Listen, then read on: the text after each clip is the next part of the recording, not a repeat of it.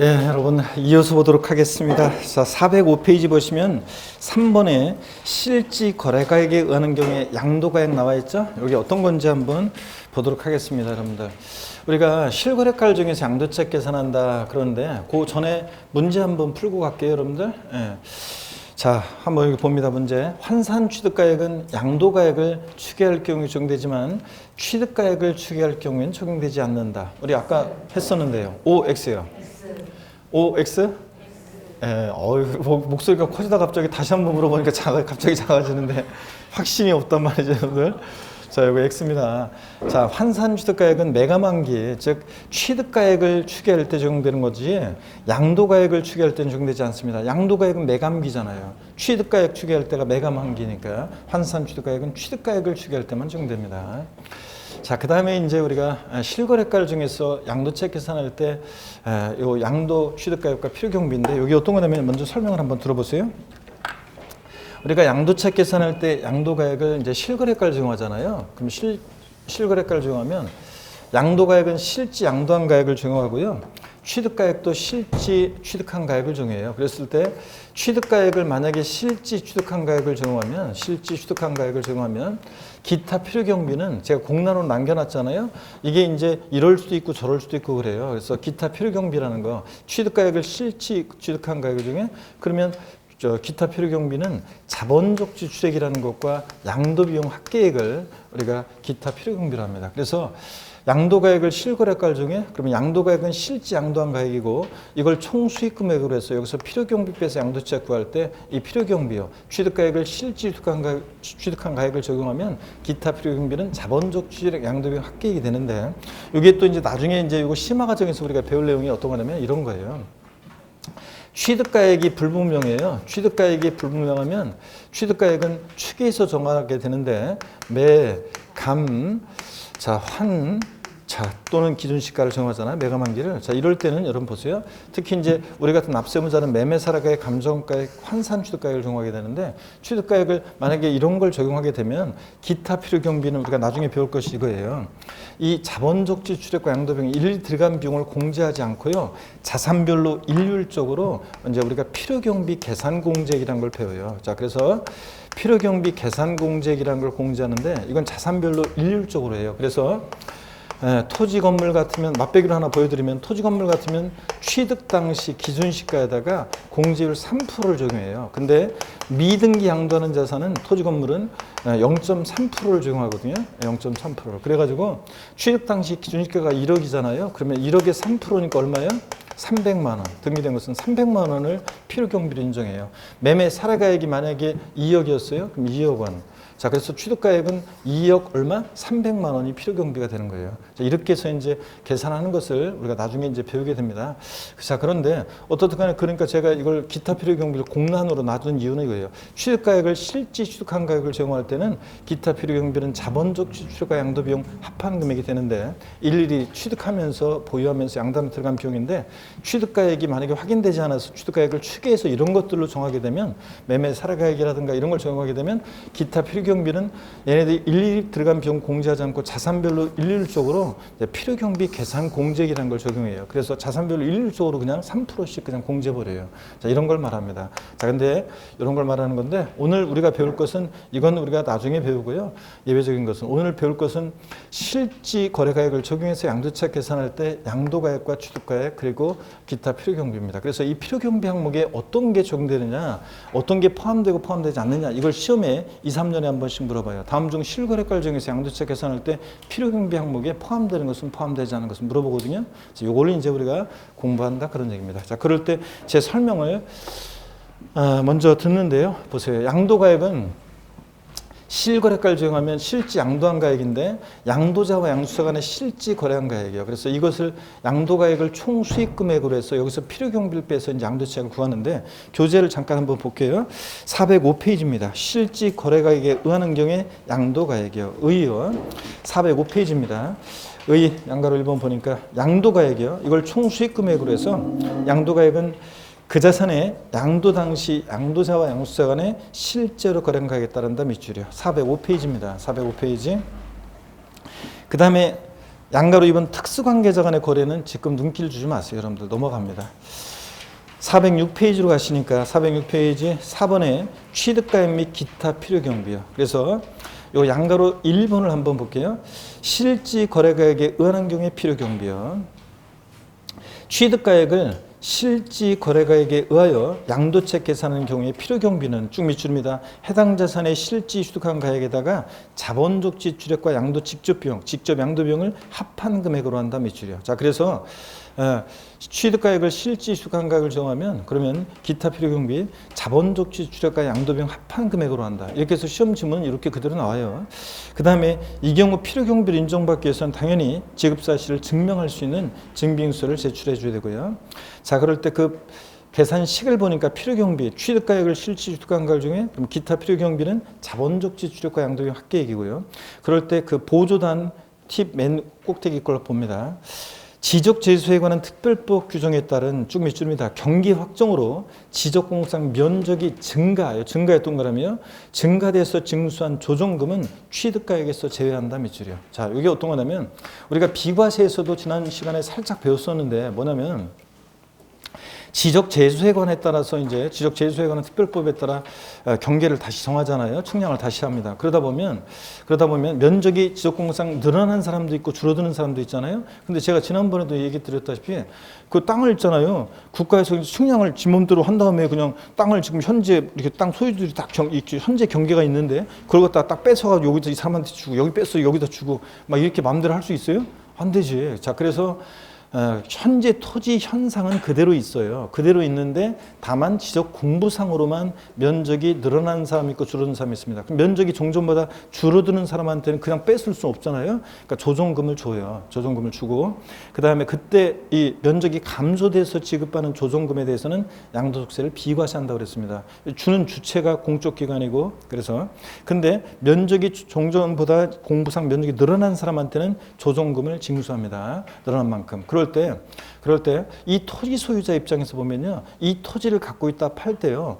토지 현상은 그대로 있어요. 그대로 있는 건데 이 토지를 갖다 팔 때 공부상 면적이 늘어난 부분에 있어 조정금을 징수당했잖아요. 이때 이 토지 갖고 있다 팔 때 양도세 계산 시에 취득가액에 이때 징수당한 조정금은 취득가액에 포함한다 안 한다? 안 합니다. 왜냐하면 실제 토지를 취득하면서 부담한 들어간 비용이 아니라 그냥 공부상으로만 면적이 늘어나면서 부담한 거기 때문에 그래서 취득가액에 포함하지 않고 제외합니다. 자, 그러면 결론이요.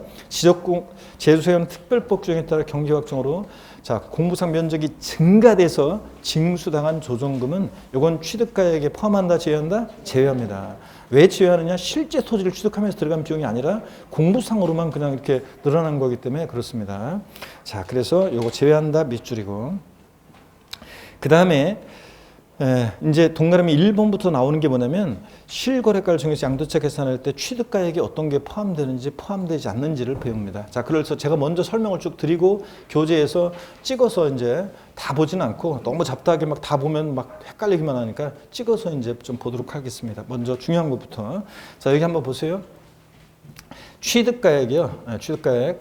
자, 취득가액은 매입가액인데 내가 그거 산 가격이에요. 옛날에 4억 5천에 샀다? 그럼 4억 5천. 매입한 가격이 취득한 가격이고 만약에 건물을 신축했다? 건설했을 때는 건설하는 데 들어간 일체 비용을 우리가 취득가액으로 합니다. 그래서 여러분들이 건물을 주택 같은 거라든가 뭐 전원주택이든지 어디니 뭐 집을 짓거나 뭐 등등 그랬을 때는 건물 지었을 때는 반드시 뭐 시공회사가 맡아서 다 하겠지만 여러 가지 들어간 비용에 대한 일체 어떤 비용들에 대한 증빙 서류를 잘 보관하셔야 됩니다.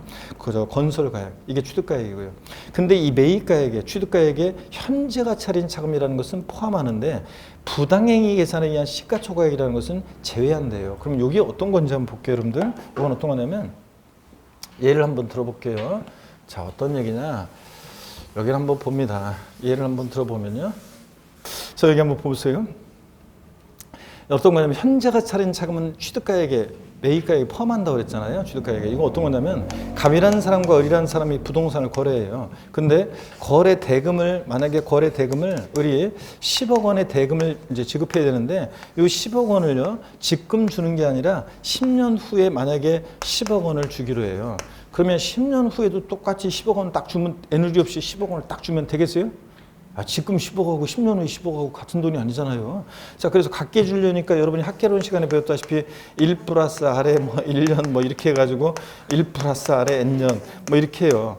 그랬더니 자, 요 이자액 상당 관련한 비용인데 이자액 상당 관련한 비용인데 이렇게 했더니 이게 10억 2천이 됐어요. 그러면 미래 가치 10억 2천을 현재로 당겨봤을 때 차금 빠지는 금액이 얼마예요? 2천만 원. 자, 을은 결국은 요 현재가 차린 차금 2천만 원, 요것도 결국 내고 취득하는 거잖아요. 그래서 결론만 알아두세요. 비슷한 예로 설명드렸는데 현재가 차린 차금이라는 것은 취득가액이 어떻게 한다? 포함한다. 근데 또 요건 보세요. 부당행위 계산에 의한 시가초과액은 제외한다고 했는데 취득가액에서 저건 어떤 거냐면 자, 우리가 이제 심화 과정에서 부당행위 계산 부인 특례라는 것을 배울 건데 그럴 때 맛배기로 하나 보여드리면요. 갑이라는 사람과 이라는 사람이 부동산을 거래했는데 이 부동산의 시가가 1억 원이에요. 을이 지급한 대가가 예를 들어서 1억 만약에 5천만 원입니다. 그러면 이것을 을이 취득해가지고 있죠. 갑한테 취득해서 제3자 병에게 이것을 양도를 하는데 3억 원의 양도를 해요. 그래가지고 양도속세를 신고할 때 을은 어떻게 신고하냐면 양도가격 3억, 취득가격은 1억 5천. 자, 실제 취득한 가격이라고 하면서 이런 식으로 뭐 다른 건 생각하지 말고요. 그래서 양도차익은 1억 5천 이런 식으로 신고를 해요. 그런데 알고 봤더니 관할 세무서에서 알고 봤더니 얘가 형이고 있죠. 얘가 동생이에요. 친족관계 등이 있는 친족관계 등이 있는 특수관계자 간에 신족관계 등이 있는 특수관계자 간에 시가보다 높게 고가로 양수 취득을 해요. 자, 이랬을 때는 얘기가 달라져요. 자, 친족관계 등이 있는 특수관계자 간에 시가보다 높게 고가로 취득하잖아요. 고가로 양수 취득을 하게 되면 나중에 배울 건데 따져봐요. 시가와 대가의 차이가 금액으로 3억 원 이상 차이 나는지. 여기서는 5천만 원밖에 차이 안 나죠. 그럼 또 시가의 5% 이상 차이 나는지 따져봐요. 시가 1억에 5%면 500만 원이죠. 이상 차이가 나잖아요. 그러면 얘네들이 조세를 부당히 감소시킬 목적으로 거래를 했다고 봐요. 여러분 만약에 우리 세상 사람들이 모두 다요. 다 진짜 정직하고 다 법을 어기지 않고 다 정직하고 사람들이 진짜 동생 1억짜리 부동산을 살 때 아유 동생아 너 진짜 어려운데 아유 내가 저 도와줄 못할 망정 야 이거라도 좀 비싸게 사줄게. 그래서 실제로 1억 5천 현금 진짜 5천을 더 주고 이걸 사 모든 사람들이. 자, 그러면 이 법이 나왔을 리가 없어요. 자, 세무서에서는 어떻게 판단하냐면 실제로 형이 1억짜리를 5천을 실제 얹어서 샀다 이렇게 생각하지 않고 그냥 계약서상으로만 그냥 이렇게 했을 가능성이 높다고 봐요. 그래가지고 자, 그래서 얘네들이 부당행위로 계산했다고 봐가지고 얘네들 계산을 부인해요. 그래서 얘네들 계산을 부인하고 다시 계산합니다. 얘네들 계산을 부인하고 시가를 취득가격으로 해서 다시 계산해요. 그래서 양도가격은 3억 정해져 있고요. 취득가격은 시가를 취득가격으로 해서 다시 계산해요. 자, 그래서 양도차익은 2억 이런 식으로요. 자, 그래서 이런 게 부당행위산 부인 특례예요. 자, 특수관계자 간의 시가보다 높게 취득했을 때요. 그럴 때 여기 보세요. 이 부당행위로 계산된 요 사례에서 시가초과액 5천만 원은 을의 취득가격에 포함한다 안 한다? 안 합니다. 시가를 취득가격으로 하기 때문에. 이해되십니까 여러분? 그래서 결론만 알아둡니다. 현재가 차린 차금이라는 거, 이자액 상당 관련 비용 이것도 내고 취득하니까 취득가액 포함해. 근데 부당행위 이산에 의한 시가초과액. 자, 여기서 1억짜리를 5천에 샀을 때 5천만 원 취득가액 포함한다 안 한다? 안 한다. 이렇게 결론만 알아둡니다. 시가초과액은 취득가액에 포함하지 않고요. 그 다음에 계속해서 봅니다 여러분들. 취득가액에는요 또 취득 관련한 비용이요. 그 자산을 취득하면서 들어간 취득세, 등록면허세 같은 취득 관련한 조세라든가 공과금 또 법무사를 통해서 취득하면서 법무사 비용이 들었다. 법무사 비용. 중개사를 통해서 취득했다 그러면 중개 수수료 같은 이런 것들을 우리가 취득가액으로 합니다. 그래서 취득가액에는 매입한 가격뿐만 아니라 자, 또 취득하면서 납부한 조세나 공과금 부대 비용도 취득가액에 포함합니다. 또 아까 취득가액에 현재가 차린 차금은 자 포함하는데 부당행위 계산에 의한 시가초과액은 어떻게 한다? 제외한다. 이런 얘기입니다. 자, 그러면 교재를 한번 보겠습니다. 근데 잠깐만요. 중요한 걸 빼먹을 뻔했네요. 취득 관련한 세금, 취득세, 등록면허세 같은 세금은 포함하는데 제외되는 게 있습니다. 여기 보세요. 자, 어떤 게 제외되냐면 재산세, 종부세 같은 보유세 있잖아요. 이 보유세는 필요경비에 포함하지 않습니다, 여러분들. 보유세는 포함하지 않는다. 이렇게 해서 이런 것도 알아두고요. 교재 보겠습니다. 406페이지 보니까요. 양가로 1번 실거래가가 하는 경우 필요경비에서 동그라미 1번 취득가액에 포함되는 경우 보겠습니다. 기억번 취득 원가에 상당하는 가액. 자, 밑줄이고 현재가 차린 차금 밑줄이요. 그 다음에 나머지 부가가치세 얘기는 빼놓고 그 두 번째 줄, 그 가로의 두 번째 줄에서 면세사업자로 전환됨에 따라 납부한 자 부가가치세 포함화돼서 포함화돼 밑줄이요. 그러니까 현재가 차린 차금 포함화돼요. 그 다음에 부당행 예산에 의한 시가총액은 제외한다 밑줄이요. 그래서 밑줄은 현재가 차린 차금 포함하고 부당행 예산에 의한 시가총액은 취득가액에서 어떻게 하고 제외하고. 그 다음에 A번입니다. 타인으로부터 매입한 자산은 매입한 가격, 산 가격, 매입한 가격의 밑줄입니다. 자, 취득세, 등록민세, 기타 부대 비용을 가산한 금액 밑줄이요. 자, 그리고 팁 참고 그 보조단 보시니까 세 개 중에서 맨 마지막 거 참고 맨 아래 거 밑줄입니다. 재산세, 종부세 등 보유세는 필요경비에 포함하지 않는다 밑줄이요. 자, 그래서 여러분들이 재산 보유하면서 지금 내고 있는 재산세나 종부세는 그 여러분이 갖고 있는 자산을 팔 때 양도세 계산 시에 필요경비에 포함한다 안 한다? 안 합니다. 보조단 406페이지 세 번째 거 거기다 밑줄이요. 자, 그 다음에 내려오셔가지고 심학습 아래에 동그라미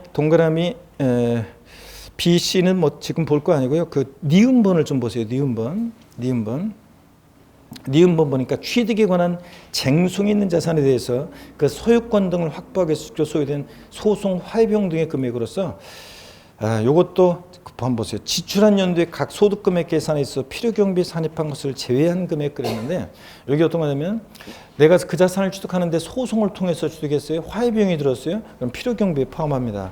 그 소송 화해비용도 취득하게 들어간 비용이니까. 근데 보유할 때 다른 부동산 사업소득금액이라든가 임대업이라든가 그 사업소득금액 같은 거 계산한다거나 그럴 때 이 소송 화해비용을 필요경비에 산입했어요. 근데 이번에 팔면서 양도세 계산 시에 또 포함시키면 돼야 한대요. 안 되죠? 그래서 거기 동그라미 니은번은 뒷동네 얘기는 뭐냐면 이중공제 방지 원칙에 관한 거예요. 그래서 이중공제 방지 원칙에 관한 건데 이중공제 방지 원칙상 보유할 때 다른 소득금액 계산할 때 필요경비에 산입한 것은 제외합니다. 자, 이런 얘기고요. 오늘 요거는 이제 편하게 한번 보세요. 지금 407페이지 보시면 동그라미 디귿번이요. 원래 동그라미 니은번은 다음에 보려고 했었는데 어떻게 하다가 자, 눈이 어리더릿해 가지고 407페이지를 봅니다. 디귿번을 봅니다. 당사자 약정에 의한 대금 지급 방법에 따라 취득 원가의 이자 상당액을 가산해서 거래가액을 확정할 때 당해 이자 상당액은 취득 원가에 포함한다 밑줄 쫙이에요. 자, 근데 407페이지 보조단위요. 단 주택 취득금에 충당에 의한 대출금의 이자 지급액은 제외한다 밑줄 짝이에요. 자, 이게 어떤 거냐면 여러분요. 이런 게 지금 어떤 얘기냐면 여기 봅니다. 거래 당사자 간에 있잖아요. 거래 당사자 간에 약정에 따른 이자 지급액, 즉 거래 당사자 간의 계약 조건에 따라 지급하기로 한 이자인데요. 예를 들자면 지금 밑줄 긋은 게 동그라미 디귿번이요. 어떤 거냐면 거래 대금이 만약에 5억 원이에요. 근데 야, 거래 대금을 3년 동안 매달 나눠내자. 대신 내가 대금을 그렇게 내가 지급할 건데 대신 그 이자는 15% 붙일게. 그래서 거래 당사자 간에 대금 지급하는 방법에 따라 지급하기로 한 이자 있잖아요. 15%. 결국 이 사람이 이것도 내고 취득하잖아요. 그래서 이런 이자는 포함해요. 거래 당사자 간에 대금 지급하는 방법에 따라 지급하기로 한 이자는. 근데 제때 대금을 지급하지 못하면 붙게 되는 지연이자 연체이자 포함하지 않고요. 주택 구입 시 대출금이자. 여러분이 집 살 때 대출 받아 집 샀잖아요. 예? 대답이 없는 거 보니까 그냥 현금 부자들이라 그냥 내가 늘상 얘기하지만 그냥 대출 하나도 없이 그냥 현금으로만 다 집 샀구만. 그냥 5억, 10억 팍팍 계좌로 쏴줘가지고 한 번에 그냥 대출 하나도 없이. 야, 진짜 부자들만 있어가지고 하여튼 나 같은 서민이 하여튼 자, 그래서 주택 구입 시 대출금이자 같은 이런 것들은 필요경비에 포함하지 않습니다. 그래서 거기에 그 동그라미 2번 취득가액에서 제외되는 경우에서요. 동그라미 기억번을 보세요. 당초 약정에 의한 거래가액의 지급길 지연으로 인해서 추가 발생하는 이자액 상당에 있죠. 취득원가에 포함하지 않는다 밑줄이요. 그러니까 지연이자 연체이자 포함 안 해요. 또 주택 구입 시 대출금이자 포함 안 해요. 자, 근데 시험에 다 나왔던 것들인데 근데 동그라미 디귿번 거래 당사자 간의 대금 지급하는 방법에 따라 지급하기로 한 이자는 어떻게 하고 포함하고요. 자, 구별할 수 있겠죠, 여러분들? 이자 이거 세 가지를 구별하고요. 그 다음에 동그라미 기억번 취득가액 제외되는 거에서 기억번을 받고 미음번을 봅니다. 기납부한 상속세 증여세요. 그러니까 예전에 상속 증여받으면서 냈던 상속세나 증여세는요, 이번에 팔면서 양도세 계산 시에 필요경비에 포함한다 안 한다? 안 합니다. 옛날에 냈던 상속세나 증여세는요. 이렇게 해서 요 정도 여러분 봅니다. 그래서 취득가액에는 여러분들이 이렇게 매입한 가격에 취득 관련한 조세나 공과금 이런 것들을 포함하고, 근데 현자가 차린 자금은 취득가액에 포함하는데 부당이익산에 의한 시가초과액은 제외하고, 그 다음에 또 재산세, 종부세 같은 보유세 포함하지 않는다는 거, 그 다음에 약정에 따른 거래 당사자 간의 대금 지급하는 방법에 따라 지급하기 위한 이자는 포함하는데 지연이자 연체이자라든가, 그 다음에 주택급 시 대출금이자 같은 건 포함한다 안 한다? 안 한다는 거. 그 다음에 또 보세요 여러분들. 아까 지적재료세에 관한 특별법 규정에 따라 경계확정으로 지적공상 면적이 증가돼서 징수당한 조정금은 취득가액에 포함한다 제외한다? 제외한다 그랬습니다. 이런 것들 기억하시면 됩니다. 여기 제일 중요한 내용들만 일단 보고, 거기다가 이제 나중에 이제 이중공제 방지원 측상 소송 화해비용 같은 거 등등 있어요. 감가상각비나 뭐 이런 것들 보유할 때 사업소득 금액 계산할 때 필요경비에 산입했어요. 근데 이번에 팔면서 양도세 계산 시에 또 필요경비에 공제를 받으면 이중공제 되잖아요. 그래서 이중공제 방지원 측상 다른 소득 금액 계산할 때 필요경비에 산입한 소송 화해비용 같은 것들은 이번에 취득가액에서 제외하거든요. 그런 것들을 또 좀 더 우리가 배우도록 합니다. 오늘은 이 정도만 딱 알고 가시고요. 잡다한 제가 안 본 거는 굳이 찾아보면서 고민할 필요가 없어요. 나중에 또 볼게요. 그 다음에 407페이지 보시니까 양가로 2번에 실지 거래가액에 의하는 경우에 기타 필요경비입니다. 자, 취득가액을 실지 취득한 가액을 적용하면 기타 필요경비는 자본적 지출액과 양도비용 합한금액입니다. 그럼 자본적 지출액이라는 게 뭔지, 자, 또 제가 설명을 먼저 드리고 또 교재를 한번 볼게요, 여러분들. 자본적 지출액이 뭔지 또 한번 설명을 드립니다. 자본적 지출액이라는 것은요, 이런 거예요. 취득해서 양도하기까지 있잖아요. 보유하면서 내 자산의 가치가 좋아지고 나아지고 이용의 편의가 되어지면서 들어간 비용이에요. 이게 자본적 지출액이에요.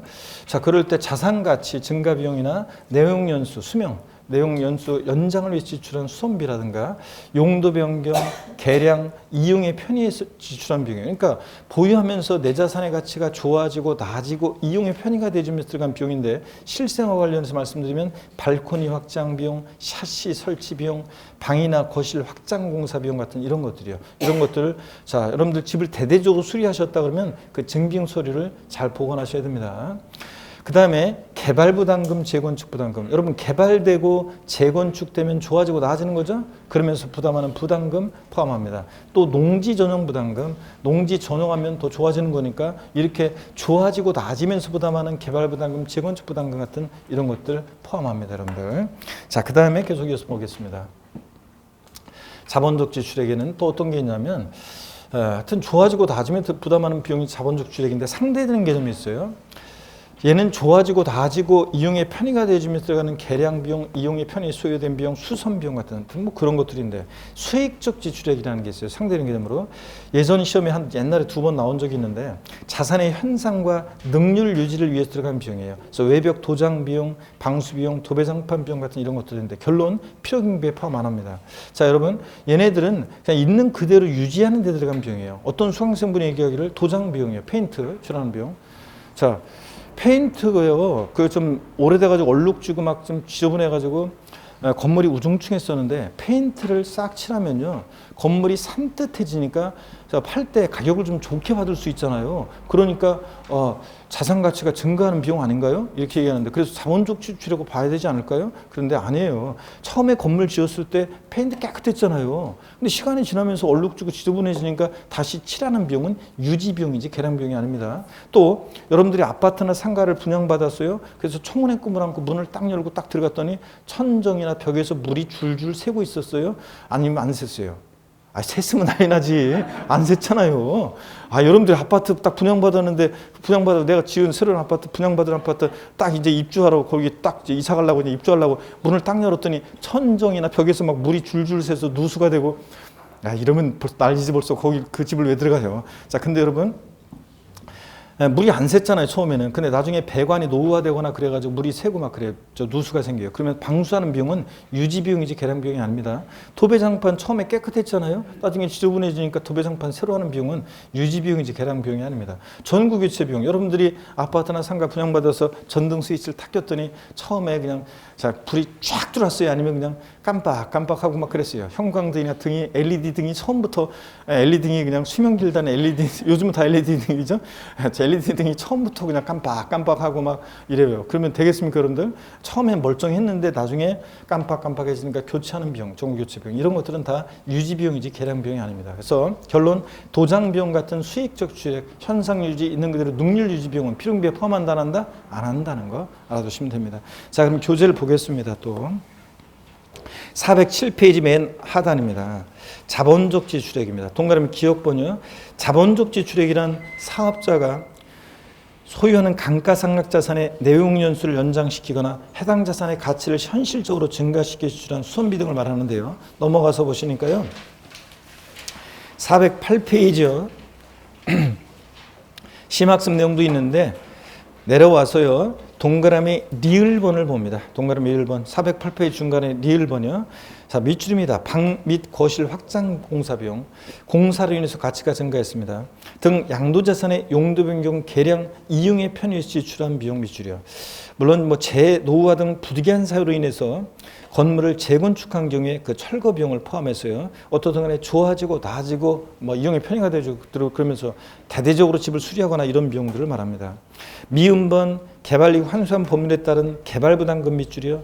비읍번 재건축 초과이익 환수한 법률에 따른 재건축 부담금 밑줄이요. 이런 것들 자 좋아지고 나아지면서 부담하는 비용이다. 필요경비에 포함합니다. 그리고 맨 아래 있죠. 심학습을 봅니다. 수익적 지출액이요. 수익적 지출액이란 자산의 현상 유지와 능률 유지 비용을 말하는데 자 밑줄입니다. 필요 경비에 포함한다 안 한다? 안 한다는 거 밑줄이에요. 자, 그 예는 도장 비용, 방수 비용, 도배장판 비용 같은 뭐 이런 것들을 말하고요. 자, 밑줄이요. 자, 이렇게 해서 수익적 지출액 포함하지 않습니다. 409페이지 동그라미 2번에 양도 직접 비용을 봅니다. 자, 여러분 보시면요. 먼저 양도 이제 직접 비용을 보면 이런 겁니다. 양도 이 자산을 양도하면서 직접 들어간 비용인데 자산을 양도하기 위해서 직접 지출한 비용이요. 그래서 양도세 신고서 작성 비용이요. 세무사를 통해서 신고했다. 신고서 작성 비용. 그 다음에 계약서 작성 비용 들었다. 공증 비용 들었다. 인지대 들었다. 또 중개사를 통해서 팔았어요. 중개수수료. 우리가 중개수수료는 취득할 때 중개사를 통해서 취득했어요. 그럼 취득가액에 포함되고 중개수수료가. 양도할 때 중개사를 통해서 팔았어요. 그러면 중개수수료 양도비용에 포함합니다. 자, 그 다음에 주식 거래할 때는 증권거래세. 주식 직접 양도하면서 들어간 비용이고 토지 건물을 취득함에 있어서 법령 등에 따라 매입한 국민주택 채권이나 토지개발 채권을 만기 전에 금융기관 등에 양도함으로 발생하는 이 채권 매각 자손 있잖아요. 이런 것들도 양도 비용에 포함합니다. 여러분 무슨 얘기냐면 사람들이 여러분들이 법무사를 통해서 하니까 잘 모르겠지만 국민주택 채권이나 토지개발 채권을 매입하면 바로 그냥 팔아요, 여러분들이 만기 전에. 그러면 만기 전에 파니까 액면가를 낮게 팔겠죠. 속칭 와리깡 비용이 발생해요. 사람들이 관행적으로 다 이런 식으로 하기 때문에 우리 세법에서 이 채권 매각 자손을 양도 비용으로 인정해주고 있습니다. 근데 이 경우 기획재정부령이 정하는 금융기관 외의자에게 양도한 경우에는 같은 악용의 소지를 막기 위해서 동일한 금융기관 외의자에게 양도하면 아무래도 이거 악용의 소지가 있기 때문에 동일한 날에 금융기관에 양도했을 때 그 발생하는 매각 자손을 한도로 해서만 공제를 해줍니다. 금융기관 외의자에게 양도했을 때는 악용의 소지가 있기 때문에 같은 날에 금융기관에 양도했을 때, 그러니까 나는 금융기관 외의자에게 양도했는데 그 같은 날에 금융기관에 양도했을 것이라고 해서 계산한 그 매각 자손을 한도로 해서만 공제받을 수 있다 그런 얘기입니다. 악용의 소지를 막기 위해서요. 양도 간접비용 포함 안 해요. 양도 직접비용만 포함합니다. 그럴 때 양도 간접비용 뭐 여러 가지가 있지만 뭐 이사비용이라든가 또는 매매계약 해지 시 위약금 같은 것은 뭐 물론 직접 양도하는 게 아니라 계약이 빠그러진 거니까 물론 뭐 조금 다르긴 하지만 일부러 여기에 그 칸에 맞추기 위해서 일부러 집어넣어 놨어요. 하여튼 매매계약 해지 시 위약금 같은 이런 것들 필요 경비에 포함하지 않습니다, 여러분들. 자, 이렇게 해서 양도 비용에 어떤 게 포함되는지 안 되는지를 눈에 익히 두셔야 되겠습니다. 교재 보니까 409페이지입니다. 양도 직접 비용이요. 자, 그 보조단에 보다시피 양도 간접 비용은 필요 경비에 포함하지 않고요, 밑줄. 보조단 T 맨 꼭대기 거 양도 간접 비용은 필요경비에 포함하지 않는다 밑줄이고 기억번이요. 자산을 양도하기 위해서 직접 지출한 비용으로서 다음의 비용을 말한다 그래서 자 A번 주식 거래할 때는 증권거래세 또 B번에 양도세 다 체크입니다. 양도소득 과세부준 신고 작성 비용, 세무사를 통해 신고할 때 계약서 작성 비용 이런 거, 공증 비용, 인지대, 중개사를 통해서 팔았다 소개비 이런 것들. 또 D번도 밑입니다. 매매 계약에 따른 인도 의무를 이행하기 위해서 양도자가 지출한 명도 비용이라든가 이런 것들 다 눈에 익히 두셔야죠. 양도 직접 비용입니다. 동그라미 니은번이요. 토지 건물을 취득함에 있어서 법령 등의 규정에 따라 매입한 구무택 채권을 및 토지개발채권을 만기 전에 양도가 발생하는 이 채권 매각 차손 있죠? 이런 것들 필요경비에 포함합니다. 다만 아까 얘기했듯이 법령이 정하는 금융기관 외의자에게 양도했을 때는 악용의 소지가 있기 때문에 동일한 날에 금융기관에 양도했을 때 매각 차손을 한도로 해서만 공제를 받을 수 있습니다. 그리고 참고 보니까요. 위약금의 필요경비 산입 여부요. 부동산 매매계약의 해약으로 인해서 지급하는 위약금은 양도채 계산 시 필요경비로 공제하지 아니한다 밑줄이 이런 것들. 그 다음에 심학습 봅니다. 적격 증빙 등 이건 어떤 거냐면 자 나와 있는 얘기가 이거 적격 증빙을 한번 보세요.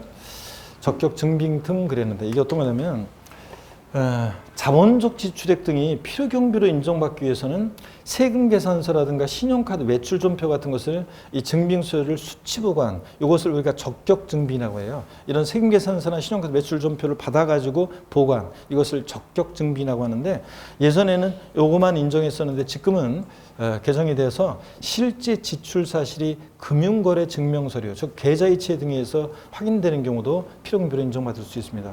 여러분들이 집을 대대로 수리했어요.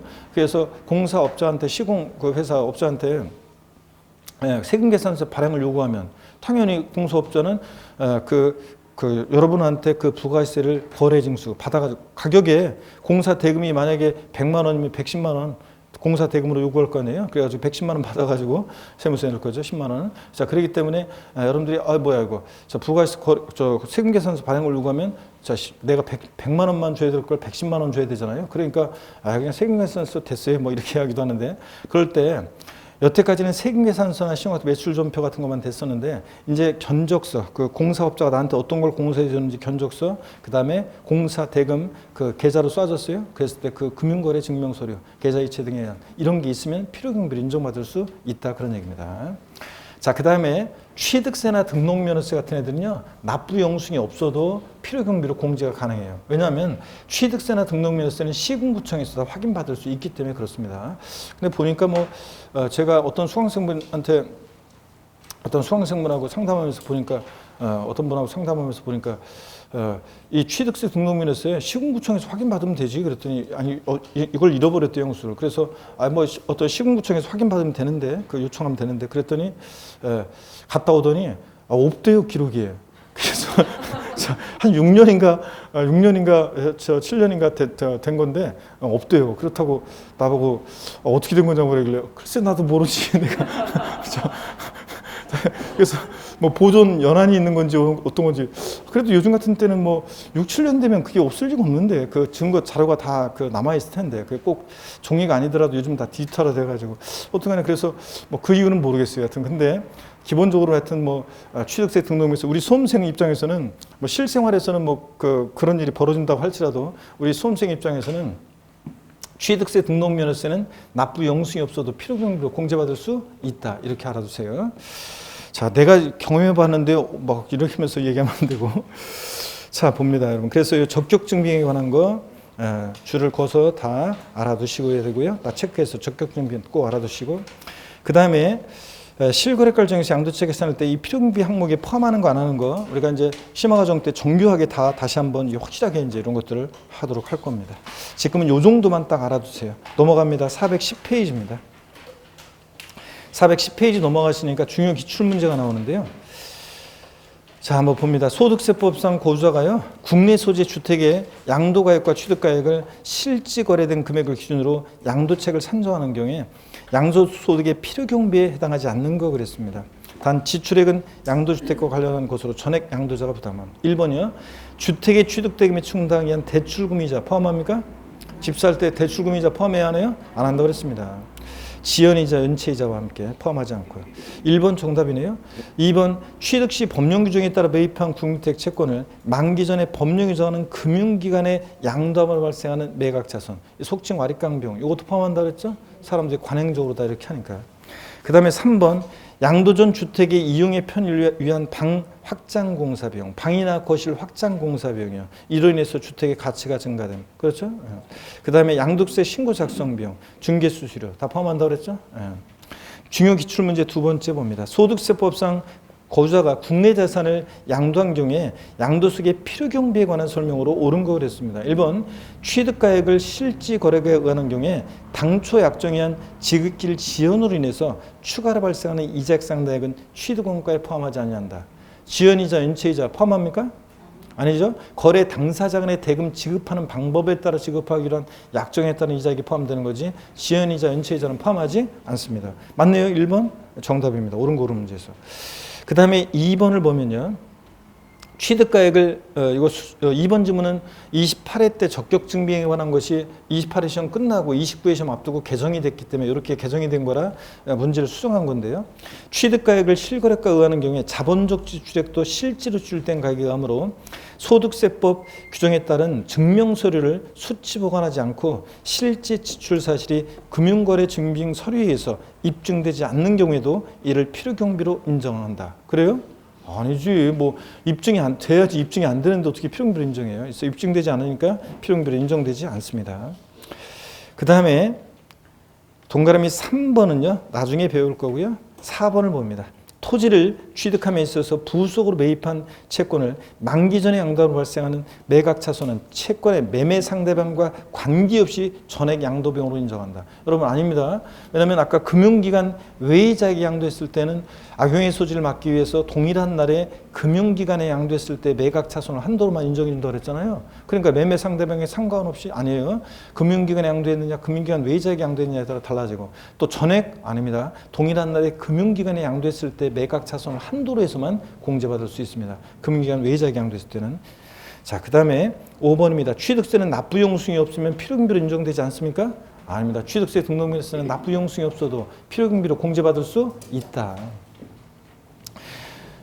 그래서 여기서 보면 이렇게 문제가 요 28회 때도 보면 사실은 3번 지문 같은 것은 그 교재에 있긴 있는데 강조를 많이 안 하는 내용이에요. 그런데 3번 지문은 강조를 많이 안 하는 거라 낯설 수도 있죠. 낯설게 느껴졌을 건데 1번, 2번, 4번, 5번은 확실하게 배운 거라 여러분 특히 1번 같은 거 확실하게 배운 거잖아요. 그래서 28회 시험 때도 보면 여러분들이 이번에 32회 시험도 그렇지만 실전에 가보면 제가 대부분은 5개 지문 중에서 가끔씩 가다가 이제 한두 개 지문이 낯선 거 제가 강조 안 했거나 슬쩍 이제 하고 한두 번 하고 지나갔거나 아니면 제가 이제 강의 안 했거나 이런 것들이 가끔씩 한두 개씩 들어있어요.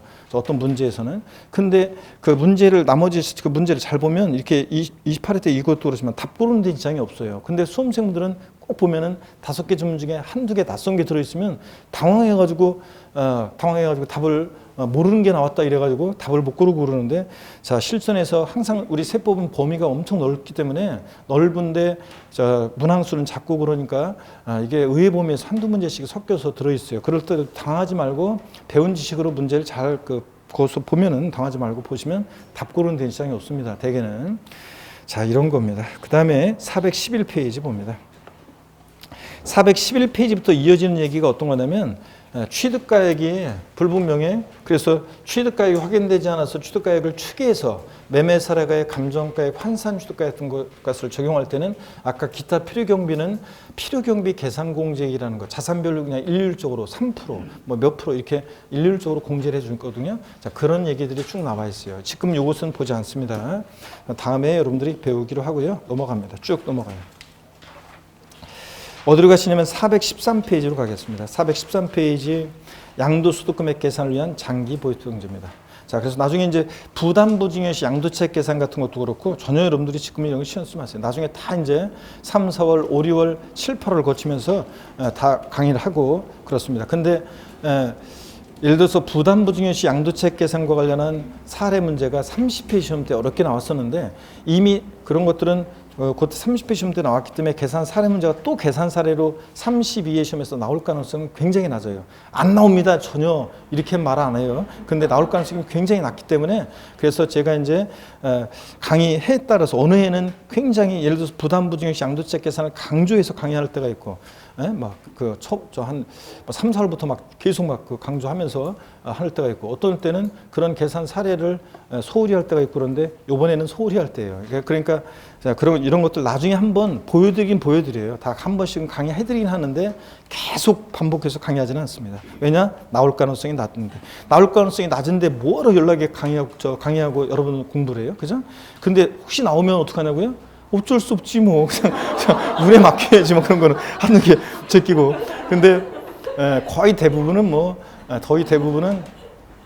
예상에서 벗어나는 경우는 거의 별로 뭐 많지 않습니다. 그런 것들은. 그런 계산입니다. 그러니까 공부는 효율적으로 해야지 우리가 413페이지입니다.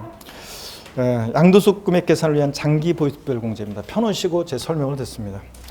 우리가 이제 질문 같은 거라든가 이렇게 받는 걸 보면은 특히 이제 어떤 곳에서 제가 어제도 어떤 수강생분들의 질문을 어떤 타사에서 이제 보고서 많이 느낀 게 뭐냐면 이런 것도 궁금해할 수 있긴 있는데 수험생들이 이런 것까지 생각하고 있구나 이제 그런 걸 느끼. 뭐냐면 전혀 시험에서는 의미가 없는데 뭐 이런 것까지 고민할 필요가 있나? 왜냐면 강의하는 사람들이나 고민하거나 아니면 강의하는 사람도 헷갈릴 만하거나 아니면 강의하는 사람들이 고민할 그런 것까지 막 너머에 이렇게 됐을 때 막 너무 생각을 하는데 시험용으로는 내가 분명히 시험에서 포인트는 이거라고 얘기해 줬으면 그거만 기억해야 되는데 그 넘어서 들어가서 이게 어떤 적인지를 다른 거 비교해서 막 혼자서 연구하고 이렇게 해서 질문을 하시는 분들이 있어요.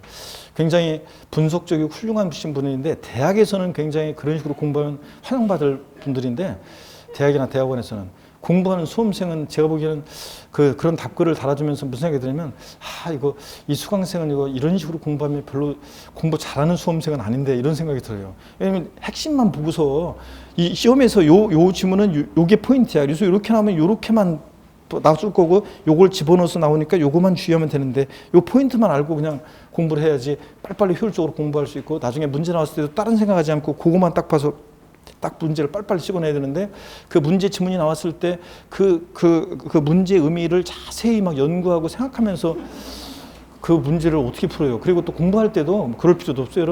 여러분들은 철저히 주입식 교육이기 때문에 제가 알려준 것만 보고 알려준 것만 생각하고 이렇게 나올 거라고 주분이 OX 같은 것도 하고 두 개 중에 고르게 하지만 이렇게 바꾸고 저렇게 바꾸고 여기 포인트가 어떤 건지 계속 알려드리잖아요. 그럼 그거만 생각해요. 그래야지 넘어서까지 안 알려준 것까지 여러분들이 고민하고 생각해가지고 이런 거 질문하고 이렇게 할 필요 없어요. 여러분, 진짜로요. 공부는 그렇게 하면은 오히려 방해돼요, 공부에. 자, 그렇습니다, 여러분들. 알려준 거 철저히 주입식 교육이라니까, 여러분들. 토론식 공부가 아니에요, 우리는. 자, 알려준 것만 생각하고 알려준 대로만 이렇게 합니다. 자, 양도차익 계산했어요. 실거래가를 정해서. 가필차요. 그러면 이제 양도차익에서 장기보유공제액을 공제해서 양도소득금액 구합니다. 양도소득금액 계산을 위해서 양도차익에서 공제되는 장기보유별 공제입니다. 차장소입니다. 그럴 때 이 장기보유별 공제는 아까 얘기했죠. 사람들이 부동산을 장기 보유하는 게 좋다고 그랬잖아요. 근데 장기 보유하다 보면 여러 가지 문제점이 생겨요. 어떤 문제점이 생기냐고요? 한번 보겠습니다. 여러 가지 문제점이 생기는데요. 자, 어떤 문제점이 생기냐? 먼저 결집 효과라는 게 생기는데 이 결집 효과라는 게 어떤 건지 한번 볼게요, 여러분들. 결집 효과라는 게 양도소득세는 이런 세금이에요. 어떤 자산을 취득해서 있죠, 양도하기까지 있잖아요. 양도하기까지. 그렇다고 질문은 사소한 거라도 이렇게 나는 이런 게 이해가 안 되는데 그러면 사소한 거라도 질문하세요, 여러분들. 이런 거 물어보면 창피해가지고 이러지 말고 사소한 거라도 물어보세요, 여러분들. 괜히 고민할 필요가 없어요. 자, 그렇지만 너무 그냥 깊게 분석적으로 생각하지는 말라는 얘기지. 공부하는 수험생은 사소한 거라도 그냥 물어보고 그러세요. 이런 거 물어보면 창피한데 이러지 말고 그런 거라도 물어보고. 자, 취득일부터 양도일까지 보세요. 어떤 자산을 보유하는 동안에 있잖아요. 양도세 이런 세금이에요. 보유하는 동안에 이 자산을 사용하고 수익한 것에 대한 세금 귀속 부분 있잖아요. 세금 귀속 부분을 차곡차곡 쌓아놨다가요 일시적 양도소득에 일시에 실현시키는 조세, 이게 양도소득세예요. 자, 그러니까 보세요. 보유기간이 길면 길수록요, 보유기간이 길면 길수록 사용수익에 대한 세금 귀속 부분이 더 많이 쌓여져요. 결집돼요. 그러니까 장기 보유자일수록 사용수익에 대한 귀속 부분이 많이 쌓여져 있기 때문에 세금을 더 많이 내요. 세금의 누적 효과라고 하는데 장기 보유에 따라서 세금을 더 많이 내요. 그럼 뭐야? 그러면 장기 보유자일수록 세금을 더 많이 낸다 그러면 장기 보유자가 양도를 기피할 거 아니에요. 이런 것을 동결 효과라고 합니다. 자, 그래서 사용수익에 대한 세금 귀속 부분이 더 많이 쌓여지는 결집 효과를 완화시켜주고, 장기 보유자일수록 세금을 더 많이 내게 되는 그래서 양도를 기피하는 동결 효과를 방지하고, 장기 보유를 우대하고 자산의 장기 보유에 따른 세금의 누적 효과를 감소시키기 위해서 이렇게 장기 보유공제라는 것을 인정해 주고 있습니다. 보유기간에 따라. 또 이런 문제점도 있어요. 장기 보유하다 보면 25년, 30년 전에 브라보콘의 가격이 얼마였냐고, 아이스크림 있잖아요. 그 얼마였냐고 물어보면 중구난방으로 대답하시지만 통솔적인 의견이 보니까 한 150원 정도 했대요. 자, 지금 브라보콘의 가격이 얼마냐 그러면 더 목소리가 더 커지시는데, 그래도 제가 계속 예전에 다 물어보니까 한 1,500원 정도, 권장 소비자가가 한 1,500원 정도 한대요. 그런데 어떤 수강생은 실제로요, 아니야, 우리 동네에서 500원에 샀는데 지난주에 막 그러는데, 뭐 할인하면서 뭐 살 수도 있고 그런데, 권장 소비자가는 그렇대요. 그럼 물가가 한 10배 뛰었죠? 예. 근데 20몇 년 전, 25년 전, 30년 전 그때 어떤 사람이 평당 10만 원 가격대의 땅을 사서 지금 평당 20만 원 가격대의 땅을 팔아요. 그러면 양도소득세는요, 자, 배로 양도책 생겼기 때문에 양도세 많이 내요. 근데 이 사람 물가 10배 뛸 동안에 땅값은 2배밖에 안 뛰었잖아요. 그러니까 여태까지 세금 낸 거 기회비용 생각하면 망한 거잖아요. 그렇기 때문에 그런 명목소득만 됐다시 커지는 문제점도 있어요. 장기 보유하다 보면. 하여튼 등등 여러 가지 이런 문제점을 제거하기 위해서 장기 보유 통제를 인정한다. 그래서 공제 취지는 이제 오늘이 마지막입니다. 그래서 이걸 바꿔가지고 시험에서 안 나오는 거니까 이걸 한 번만 이해하고 지나가시고요. 다음 순환부터는 설명하지 않습니다. 그래서 의의는 여러분들이 그냥 줄 긋지 말고 참고적으로 읽어보시는 거고, 설명 다 드렸고요. 적용 대상 여기부터 이제 중요합니다. 413페이지 장기 보유 통제는 토지 건물로서 등기되고 보유기간이 3년 이상인 것 및 부동산을 취득할 수 있는 권리 중 조합원 입주권이요. 쭉 밑줄이고, 하여튼 장기 보유 통제는 토지 건물인데 등기되고 3년 이상 보유해야 돼요. 3년 미만 보유하면 안 되고, 항상 장기 보유 통제 나오면 3년 보유를 염두에 두고 문제 푸셔야 되고요. 또 부동산을 취득할 수 있는 권리 중 조합원 입주권, 가로도 계속 밑줄입니다. 조합원부터 취득한 것은 제외한다고 되어 있어요. 그럼 여기 어떤 건지 한번 볼까요, 여러분들? 자, 여기 한번 봅니다. 조합원 입주권이 장기 보유 통제 대상이 된다고 지금 됐는데, 조합원 입주권이. 근데 조합원으로부터 취득한 것은 제외한다고 또 돼 있어요. 포함 제외를 항상 잘 보셔야 되는데, 요 시점이 관리처분계획 인가일이에요. 관리처분계획 인가일입니다. 그러면 관리처분계획 인가일 전에 종전 주택이 있었습니다. 건물과 토지. 자, 그러면 관리처분계획 인가가 나면 종전주택을 때려 부시잖아요. 그리고 뭘 받냐면 조합원 입주권을 받습니다. 조합원 입주권을 받는데, 조합원 입주권을 장특공제 대상으로 추가한 이유는요, 이런 거예요. 이 조합원 입주권은 조합원 입주권 자체에 대해서, 조합원 입주권 자체에 대한 양도 차익의 장특공제를 인정해 주기 위한 것이 아니고, 원래 때려부신 이 주택의 관리처분계획 인가 전에 종전 이 건물과 부속토지 주택의 양도 차익에다가, 이거 양도 차익에다가 장특공제 공제율 곱한 금액을 공제해주고 싶은 건데, 문제는 얘는 흔적도 없이 사라지니까 조합원 입주권을 장특공제 대상으로 추가한 거예요. 그렇기 때문에 조합원 입주권은 조합원으로부터 취득한 것은 이거 제외합니다. 그래서 항상 포함 제외 잘 보셔야 돼요. 조합원으로부터 취득한 것은 제외하고 원조합원 입주권만 대상입니다. 근데 조합원 입주권은 이 조합원 입주권 자체를 위한 것이 아니라 관리처분계획 인가 전에 때려부신 이 종전주택의 건물과 토지, 이거의 양도 차익의 공제율을 적용합니다. 자, 이런 거예요. 그래서 조합원으로부터 취득한 것은 제외하고요. 넘어갑니다. 414페이지로 가시니까 414페이지 적용 배제되는 경우가 나옵니다. 시간이 좀 애매해져 버렸네요. 장특공제 적용 대상이 있잖아요. 일단 요거만 시작한 김에 요거만 보고 일단 좀 쉬어야 되겠네요. 414페이지 보니까 장기보유통제 적용 배제되는 경우 거기 교재 보세요. 국외 소재 자산은 배제됩니다. 우리나라가 다른 나라의 국가 경제까지 신경 안 써줘요. 그래서 국외 소재 자산 배제되고요. 미등기 양도한 자산 배제됩니다.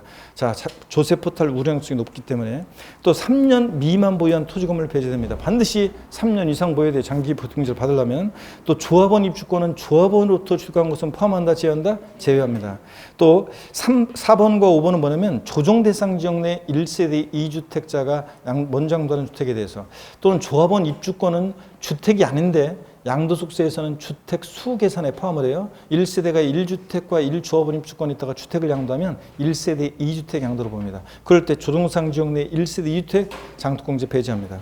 6번과 7번은 조정대상 지역 내에서 1세대 3주택을 양도하거나 아니면 입주권 포함해서 주택수가 3개 이상일 때 그 주택을 양도할 때 장특공제를 배제합니다. 그래서 왜 이렇게 그러면 조정대상 지역 내 1세대 2주택 이상 이렇게 해놓으면 될 것 같다가 왜 2주택과 3주택을 구별해 놨냐면요. 우리가 뒤에 나오는데 양도소득세 중과세 규정되는 조정대상 지역 내 1세대 2주택과 3주택은요. 2주택과 3주택은 그 요건이 달라요. 그래가지고 이걸 구별해 놓은 건데 우리 수험생 입장에서는 그냥 조정대상 지역 내 1세대 2주택 이상 다주택자는 장특공제 어떻게 한다? 배제한다, 안 해준다 이렇게만 아시면 돼요. 그리고 이 표에다가 여러분이 또 역시 별표시 해놓고 장특공제 대상인 것과 아닌 것을 꼭 아셔야 되는데요.